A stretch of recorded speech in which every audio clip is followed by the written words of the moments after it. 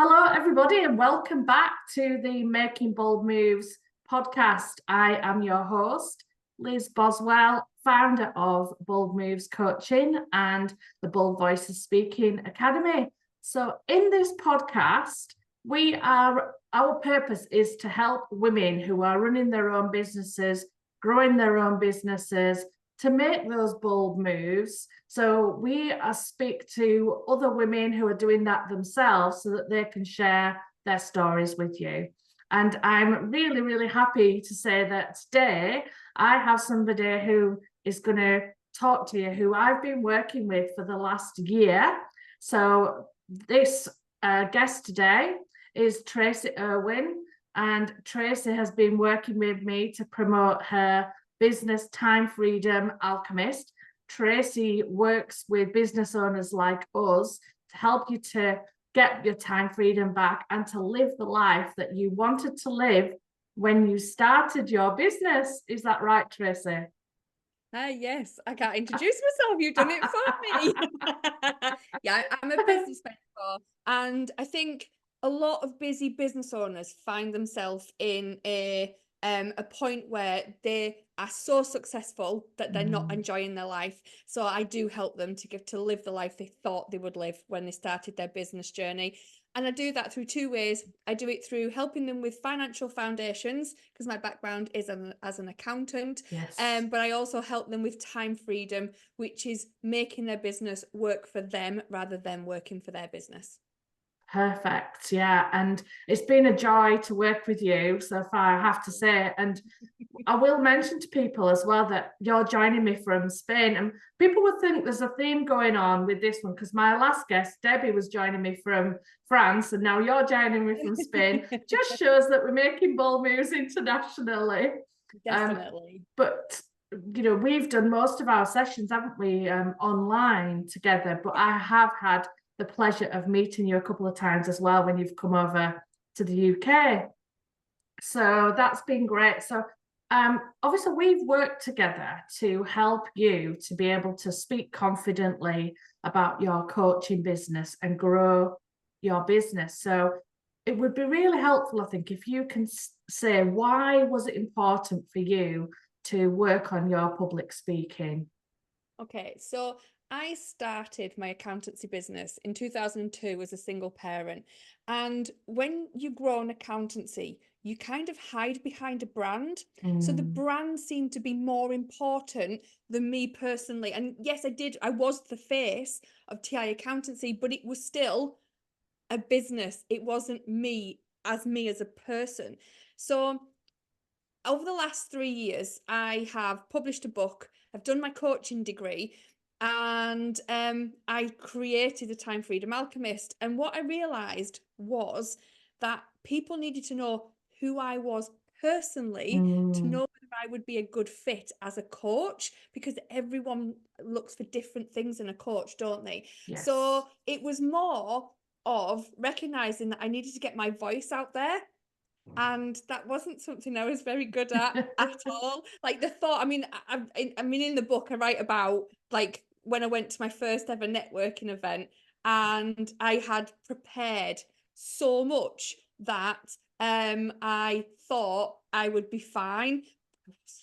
So I literally stood up and my palms were shaking, and I literally 60 seconds took me 30 seconds to say I did not. I didn't hold a breath at all. No, So and it's awful, isn't it? When you have an experience like that, it can really knock your confidence. yeah, it was. I mean, I think going to the networking event over and over again helped me. I would say by the end of a year, I was able to say my 60 seconds. But even after 22 years, I still wasn't confident. And like I'd go on online events even, and like it'd get to me and you could feel the palpitations in my chest when I was like, God, I've got to talk about myself. It was just like, so yeah, it's practice, isn't it? But it's still something that scares a lot of people. I think so, yeah. And it's interesting what you said about you realized that it was your voice that you needed to work on. And I just wondered, how are you now using your voice in your business? You know, in what ways are you doing that? So I've started doing walking videos. So like you said before, I live in Spain. So that is kind of a talking point in, and I know not when I help other people to find their happy, by the way, I understand that everyone's answer isn't like getting 2 suitcases and moving to Spain, but it is finding that journey. And I think sharing my journey helps me to share my voice. So in a lunchtime when I walk the dogs, I take my phone with me and I just talk about a story that has happened either recently or a long time ago that I can push back to being something about business and what we're talking about. I've also done a lot more podcasts, which these used to like frighten the life out of me before. I'd be like so nervous talking about myself. Now you probably won't be able to shut me up. But we've just been saying, haven't we, about you preparing for these ones previously would have been a big deal, but now you just get on with it. I do. I just tell my story. I think you've helped me realize that it's about the stories. It's about just being you. It's not about putting this level of like professionalism on. I think that's been brought through from the accountancy, by the way. So this level of professionalism that I had to maintain within the accountancy isn't, I can be myself more in my coaching. So, I can tell people I've got tattoos. I can swear a little bit if it's appropriate. I never did that with the accountancy. I was always professional. And it is kind of that, it's working out who you are. I've also got some really big speeches towards the end of this year. So, as well, one of my goals was to do 5 speaking arrangements. Got one in a couple of weeks' time. I've got 2 more at the end of the year, and they are biggies. And working with you has made me realize how the best to prepare and how to use my voice properly. So I'm actually looking forward to them. I will still be nervous getting up on them stages, by the way. I think that's natural, isn't it? I think, but you've got to use that nervous energy into an excitement and enthusiasm. Can we just talk about some of those barriers that you think held you back? So if we just go back to a year ago, what were the barriers, do you think, that were holding you back from sharing your voice, and some of those obstacles that you have overcome? A lot of it is it was my self-belief. I don't believe this anymore, I don't think. But the belief that nobody really cared about what I was talking about. So it's like, why? I mean, I did it when I was I procrastinated about the book for years. It was sat on my laptop for like 3 years as a draft, because every time I tried to edit it, my voice said to me, nobody wants to hear this, Trace. Nobody's interested. And I think that's the same with sharing my voice. I felt like nobody was interested. I don't think I've ever shared this, but I don't ever fit in a group. Like I have really close friends, by the way, so I'm not asking for like pity, but I have really close friends. I know, please be my friend. I have really good friends that are all over Europe that I can call on tomorrow. However, you put me in a group environment and I feel awkward. And I always feel like I don't fit in, always, everything. And I think that is a self-belief that's come with me. But now, to create my own tribe, that's literally all I have to do. And by being my authentic self with my voice, that means the people who could be good fit for me will come to me instead of me trying to fit into a group situation that it's never going to work. And it's interesting what you say. Obviously your journey is quite unique, having already set up your own business with TI accountancy and then moved to be a coach as well alongside. But I think I work with a lot of women, and myself included as well. When you leave the corporate world and set up on your own, I think a lot of us make that transition, and there's definitely that feeling of having to be professional. I think I talk to other people about it. It's a bit of a mask. I think when you're in that professional corporate world, we have to behave a certain way to fit in with everyone else. And suddenly when you make that step to work out, on your own and you make that bold move, it's like freedom. Actually, I can just be myself. But then suddenly, all of a sudden, it's like, well, who am I? Because we forget, because we've spent so long having to be a certain way that we forget who we are. And that's crazy, right? Yeah, it is. It is. I was just TI accountancy for like over 16 years. Yeah. Well, over 20 years really, because even once I moved to Spain in 2016, I still am the head of TI accountancy, and a big majority of my time is still spent making sure that that business is successful. I mean, I can't remember the last time I did a tax return. It's probably well over a decade ago. In fact, it is well over a decade ago.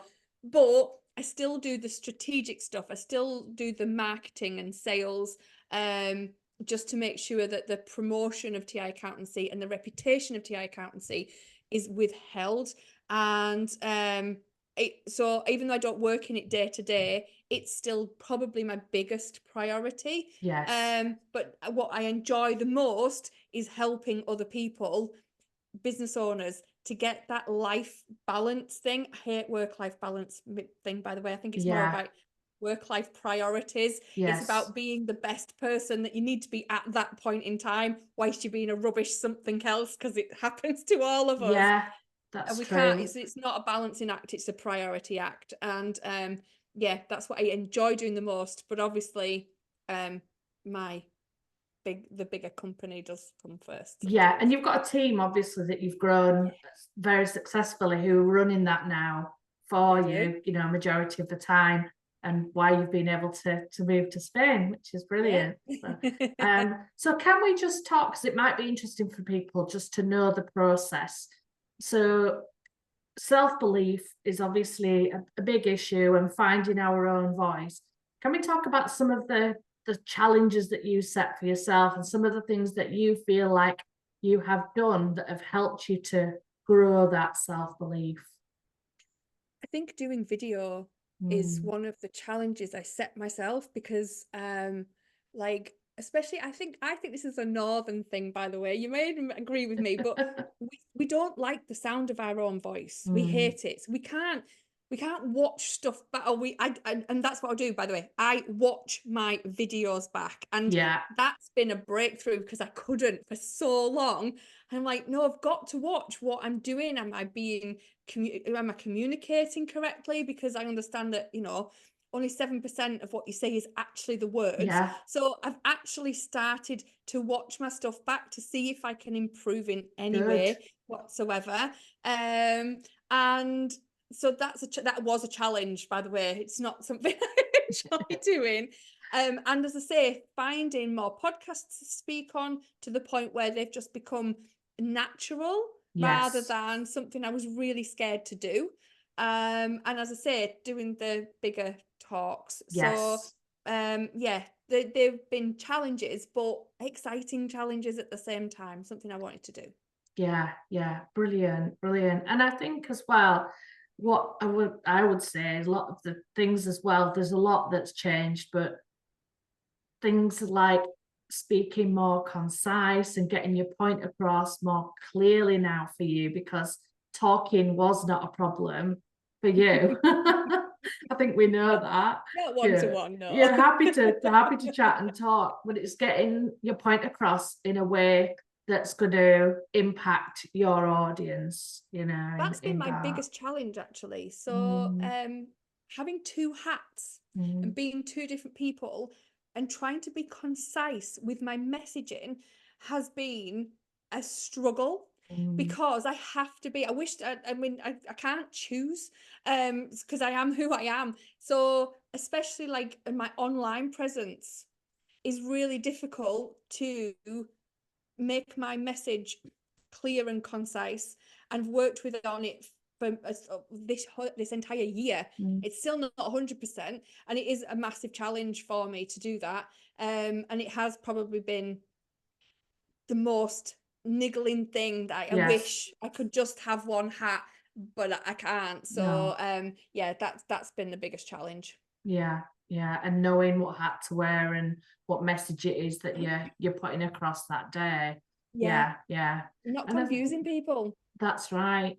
So, like you say, that preparation is key, you know, taking a step back and thinking about what you want to say and how you want to say it as well.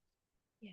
Um, I wondered if you had any wisdom or, like, you know, things that you want to share really with other coaches and consultants who are on this journey, because it isn't easy, is it really? No, it isn't. Um, I think for most of the biggest thing I could say is, is get a coach yourself. Like I Mm, have a number mm, of coaches, including you, mm, and for different things.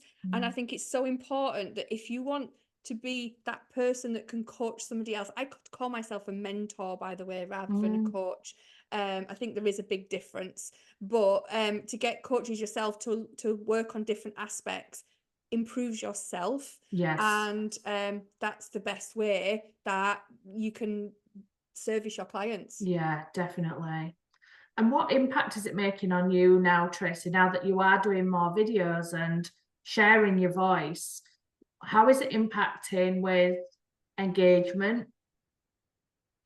um it's kind of it I've connected with different types of people. Mm, I've realized what my target market actually is, mm, um by like practicing and just yes. tweaking things sometimes to see like what happens with engagement when you tweak something.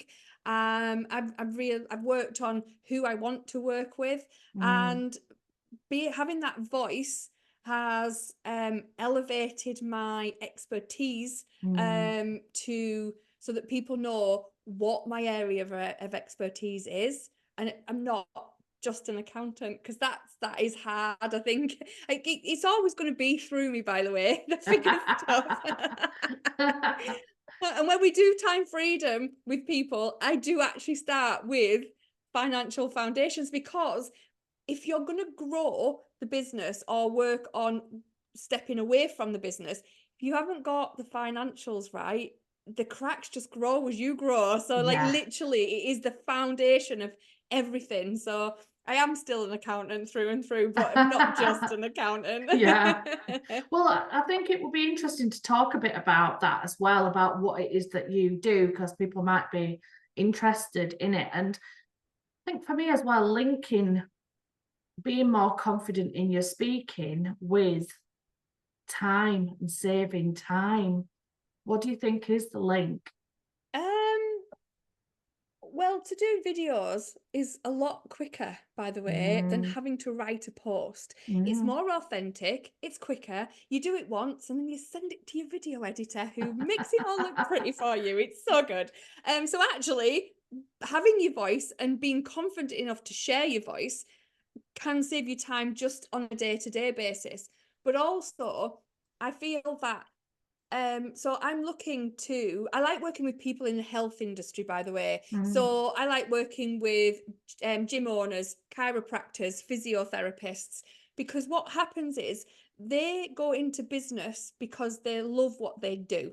And then they grow a little bit, and then they take on contractors and freelancers, and then suddenly everything just becomes messy because yes, they're trying to do their own clients, they're trying to look after their staff, they're trying to run a business, and what they yes. can't see is what comes first. Mm, And people try to automate everything first, but actually, if you, like I said before, if you haven't got the foundations in there first, automation and making to grow your business, because it is the key, is yeah, automation to give you the time back. But if that's the first thing you do, then you're just going to grow the cracks and everything's going to fall apart even bigger than if yeah. you stay as you are. So it's kind of like helping people to understand, you need your financials right, you need your team to be all on the same page. It's a massive one. Mm, You need to understand your customer journey, because if you yes. don't understand your customer journey and you just automate bits and pieces, it's going to be a mess.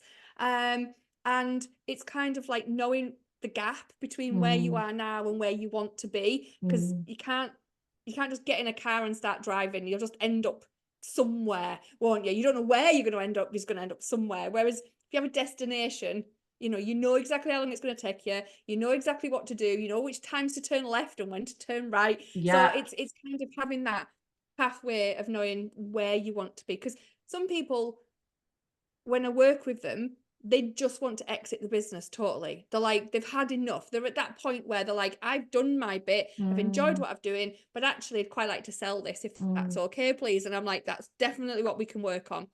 Other people are a bit more like me, who they don't want to do the day to day, but neither do they want to leave. It's kind Yes. of they want to work on different things, but they still want to have that business, but it working for them, so Yes. that they work less time in it. I mean, quite a lot of people think that time freedom is about spending more time with your family, which it can be, but it isn't just that. Not It's everybody more wants about, that, do they? Everybody's no, different.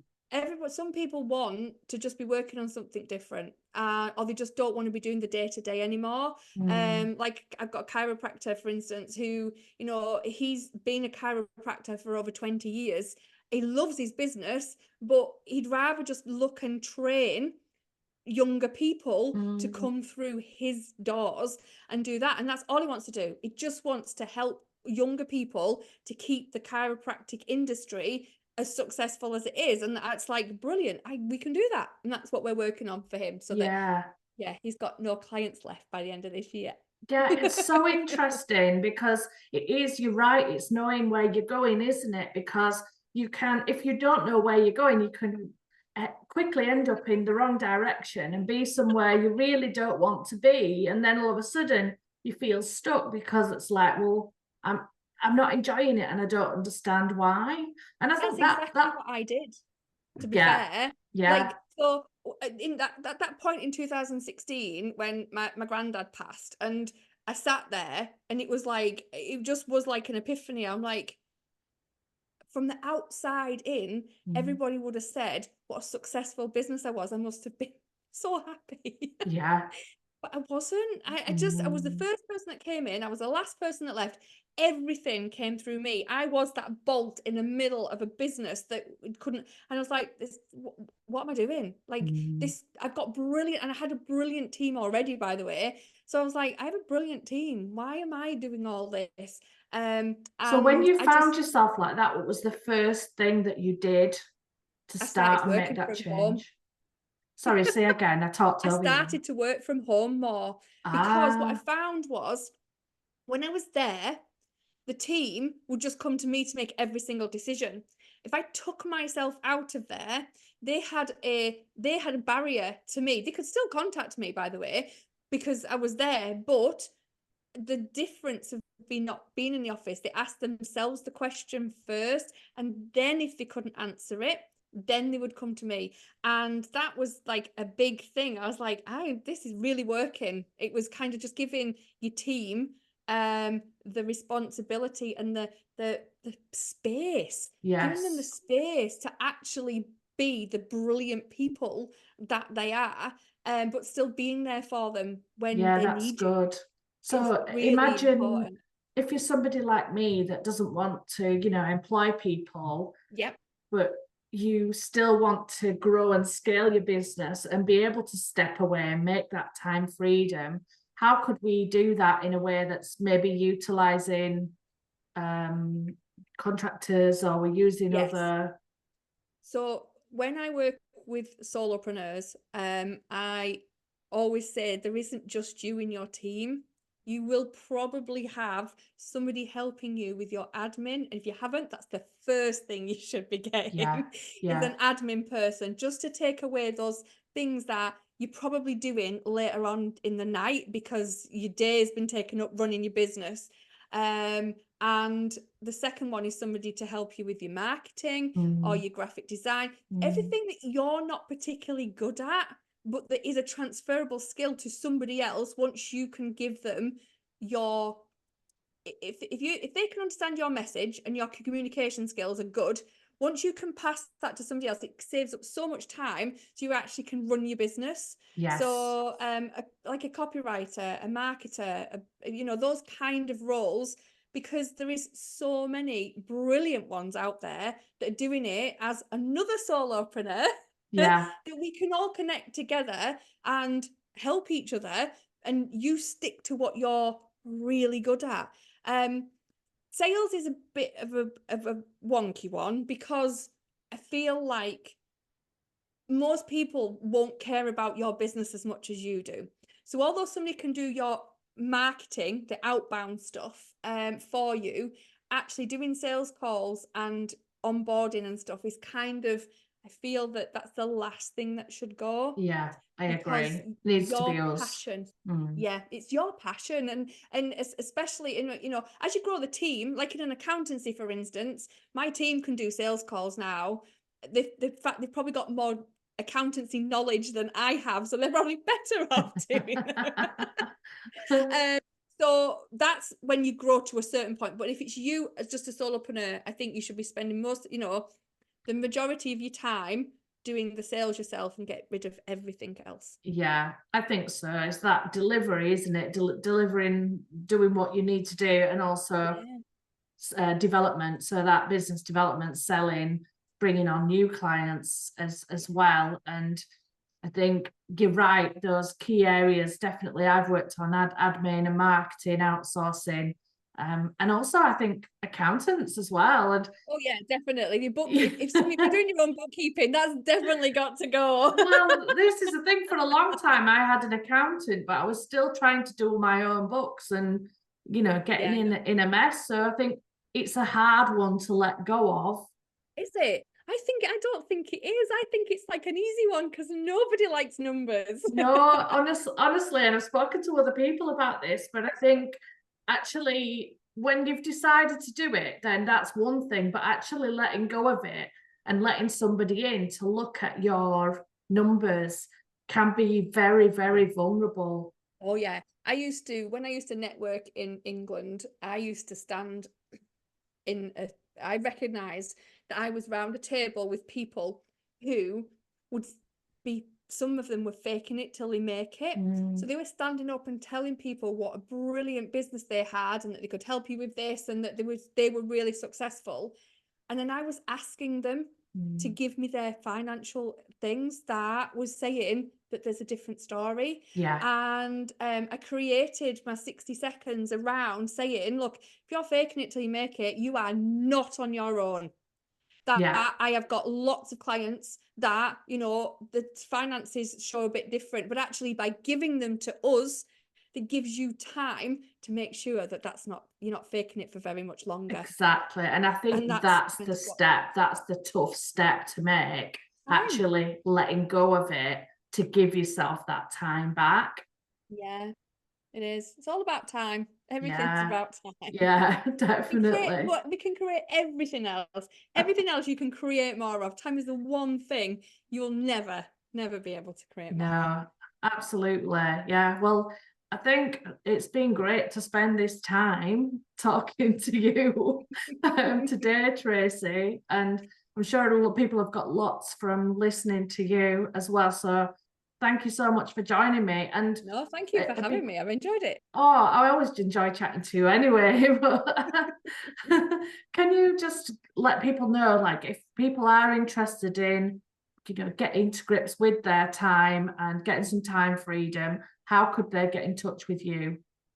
Yeah, so the website is timefreedomalchemist.co.uk. I am Tracy Irwin on LinkedIn, which you'll be able to find me on. I'm also on Instagram. Yes. Started TikTok as well, but I won't go there. Ah. And and yeah, anybody wants to catch me, just go to the website. It's got all my social medias and my email address on there. Fabulous. Thank you so much. It's been great to talk to you. Thank you for being so open and sharing your journey and your advice.